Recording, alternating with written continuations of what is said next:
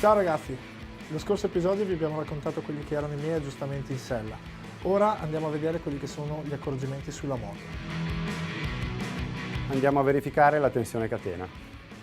Possiamo verificarla in maniera molto semplice. Con la mano la posiamo sotto la catena, vicino al tassello guida catena. Devono stare all'incirca 3 dita. Se, come in questo caso, si fa un po' fatica, vuol dire che la catena è un po' troppo tirata. La tensione catena è una cosa molto importante. A me per esempio in passato è capitato di dovermi fermare in speciale per colpa dello sporco andato tra catene corona o tra catene pignone, quindi è una cosa da non sottovalutare questa della catena. Io fra l'altro uso un rapporto finale di corona di 48 denti, un po' diverso dallo standard perché prediligo una moto un po' più lunga con un tiro un po' più lineare e lungo.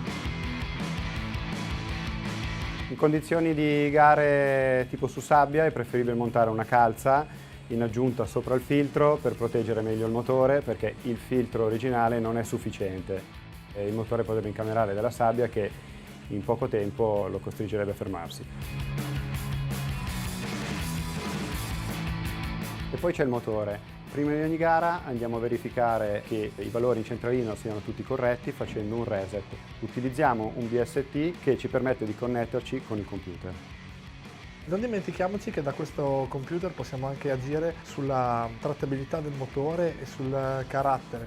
Prendiamo per esempio una gara sul bagnato, possiamo cambiare la mappatura mettendo una mappatura molto più morbida che ci agevola su questo tipo di terreni, e al contrario su un terreno sabbioso possiamo dargli potenza per avere più forza e usare meglio il motore. E infine ci sono le gomme. Alex, cosa montiamo questo fine settimana? Adesso intanto ci penso, inizio a smontare. Ma visto che in gara le dovrai cambiare te, forse è meglio che ci provi te. Sì, ma qui caro non siamo in gara, quindi avanti. Vabbè dai, stavolta lo faccio io.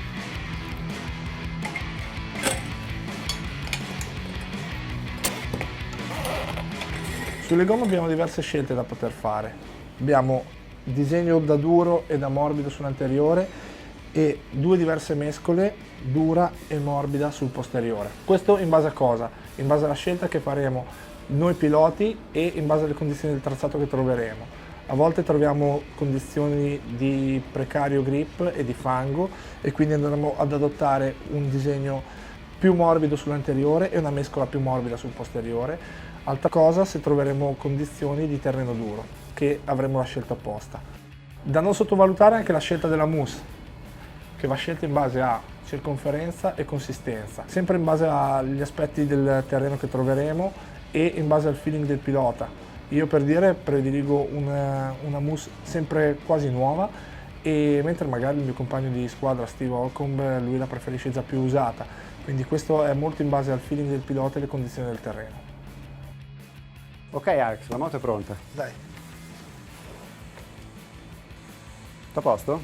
Sì, Allora possiamo andare a vincere. vai.